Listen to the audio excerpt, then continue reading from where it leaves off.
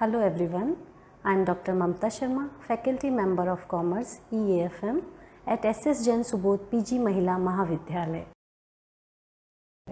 Today we are going to discuss the evaluation technique of capital budgeting. Before going into details, first we have to understand what is capital budgeting. Capital budgeting refers to the total process of generating, evaluating, selecting and following up of capital expenditure alternatives. That means एक company है, जब भी वो किसी भी fix assets में investment करेगी तो उसके पास बहुत सारे प्रपोजल्स होंगे, उन प्रपोजल्स को इवेल्यूएट करेगी थ्रू कैपिटल बजटिंग और फिर ये डिसाइड करेगी कि कौन सा ऑल्टरनेटिव बेस्ट है और उनको सेलेक्ट करना होगा. In financial management 3 type of decision would be taken. First is financing, second is investing and third is dividend. Capital budgeting is related to the investing decision. For example, a company wants to purchase a machine and it has 3 proposals, proposal A, proposal B and proposal C. अब इन तीनों में से कौन सी machine company purchase करेगी, ए से करेगी, B से करेगी, सी से करेगी, ये कैसे थ्रू कैपिटल बजटिंग वो डिसाइड करेगी. वो ये देखेगी कौन सी मशीन सबसे ज़्यादा प्रॉफिटेबल है और जो सबसे ज़्यादा प्रॉफिटेबल होगी वो चूज़ करेगी, उस ऑल्टरनेटिव को वो सेलेक्ट करेगी. There are 4 main evaluating techniques of capital budgeting. First is payback period,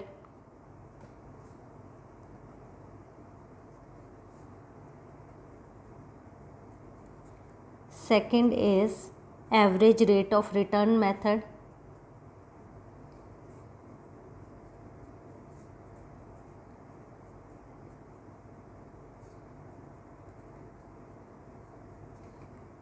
third is net present value method,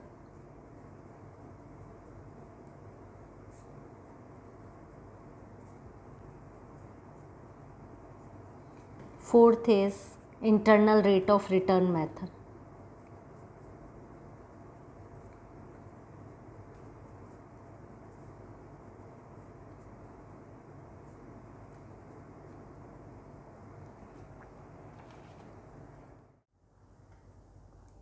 Before start evaluation technique, first we discuss 2 terms, that is cash outflow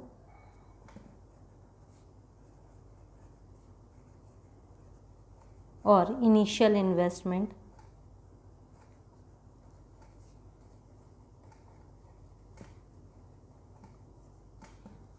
That means total amount that we are investing in project, means total cost of project.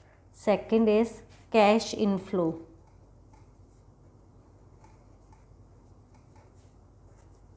Cash inflow means income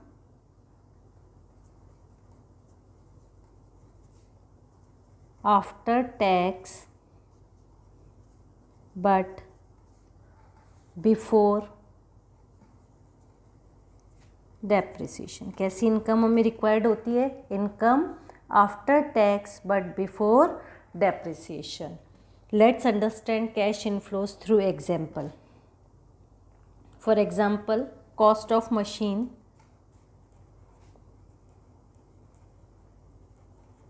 is 3 lakh, sales 6 lakh, variable cost 40% of sales,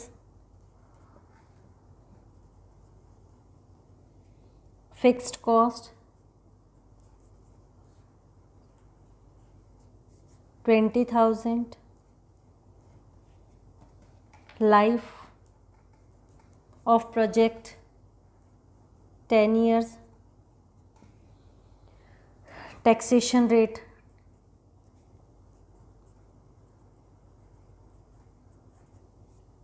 30% of profit,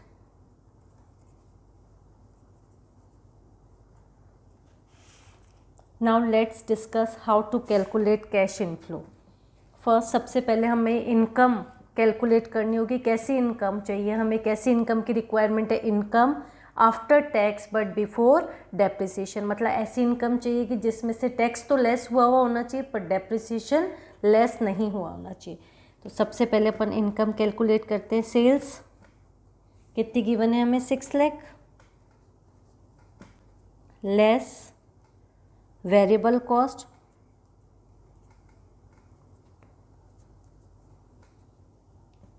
40% of sales, 600 का 40% 2,40,000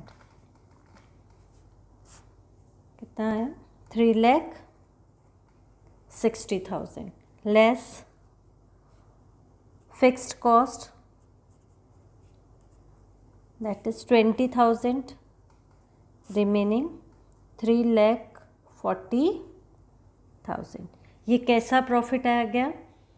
इसमें ये income आ गई, income before tax and dep. अब हमें tax less करना है, पर टैक्स लेस करने के लिए हमें डेप्रिसिएशन पहले लेस करना होगा। तो लेस डेप्रिसिएशन क्या फॉर्मूला होगा? Cost minus scrap upon life. Cost of machine is 3 lakh, scrap nil and life is 10 years। तो डेप्रिसिएशन 30,000 लेस कर देंगे 3,10,000। ये कैसी है इनकम आ गई? Income after depreciation but before tax. अब अपन इसमें से लेस टैक्स 30%, 3,10,000 का 30% 93,000 लेस करने पर 2,17,000। अब ये जो इनकम है 2,70,000 ये कैसी है? After income after tax and depreciation, दोनों ही हम लेस कर चुके हैं इसमें से। पर हमें तो इनकम कैसी चाहिए? Income after tax but before depreciation. तो हम वापस इसमें से क्या कर देंगे? Add depreciation. कितना था? 30,000। तो हमारे कैश इनफ्लोज आ गए 2,47,000। ये हमारे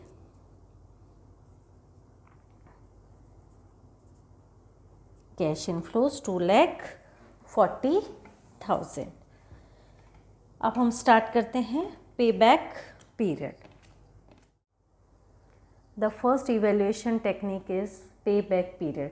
पे back period means the period in which we get the invested amount back.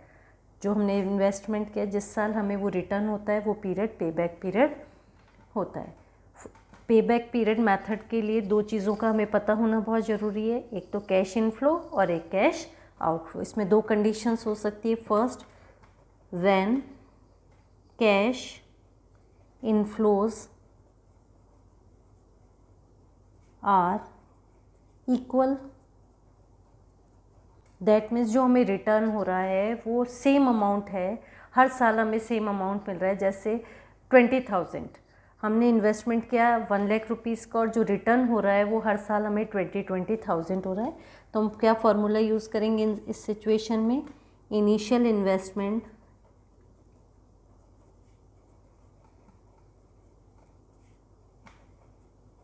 Divided by cash inflow.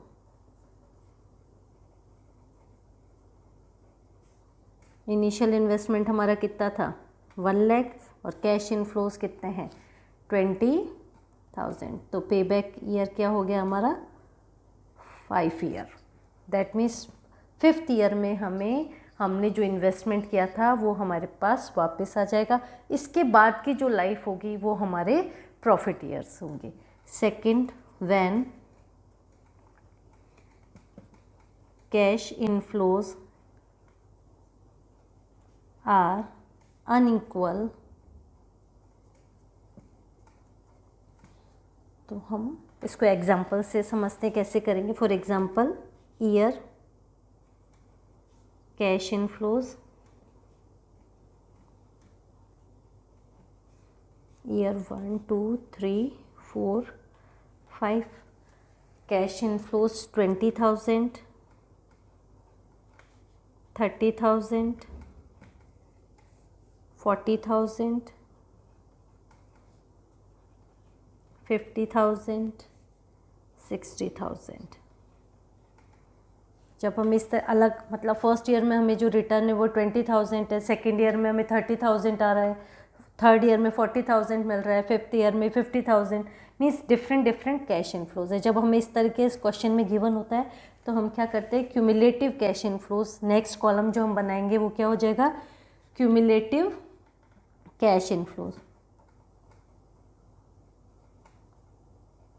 Cumulative cash inflows. तो इसको क्यूमुलेटिव कर लेते हैं, 20,000, 50,000, 90,000, 1,40,000 एंड 2 लाख। ये हमने क्यूमुलेटिव कर लिया टेबल को। अब हम ये देखेंगे कि हमारा जो इन्वेस्टमेंट है, इनिशियल इन्वेस्टमेंट है वो है 1 लाख। तो किन 2 ईयर्स के बीच में, 2 ईयर्स के बीच में वो आ रहा है, तो 1 लाख किसके बीच में आएगा, in between third and fourth year, क्योंकि यहाँ 90,000 है और यहाँ पर 1,40,000, तो जो 1 लाख अमाउंट है वो इन दोनों के बीच में ही कहीं आएगा। तो सबसे पहले तो हम ये ईयर डिसाइड करेंगे कि जो हमारा इनिशियल इन्वेस्टमेंट है किन 2 ईयर्स के बीच में आएगा। उसके बाद ये देखने के बाद हम फॉर्मूला अप्लाई करेंगे। इसका फॉर्मूला क्या होता है, completed year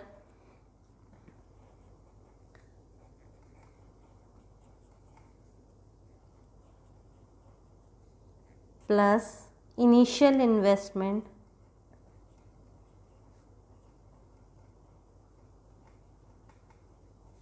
minus cash inflow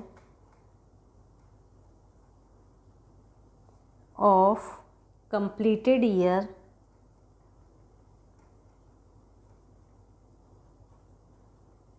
divided by cash inflow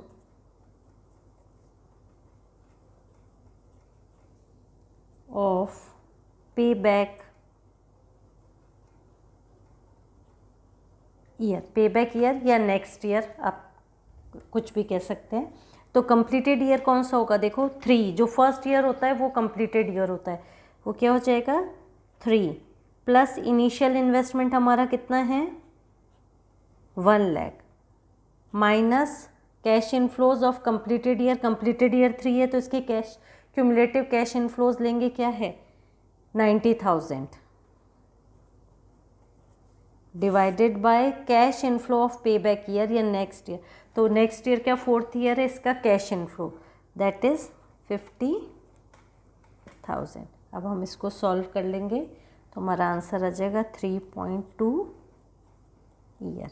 अब इसके डिसीजन हम कैसे देंगे, जो पे बैक पीरियड शॉर्ट होगा, जैसे 2 प्रपोजल है ए और बी, दोनों के कैश इनफ्लो हम पे बैक पीरियड से हमने कैलकुलेट किए ईयर्स, तो जो पे बैक पीरियड शॉर्ट होगा वही हमारा डिसीजन में हम उसको एक्सेप्ट करेंगे।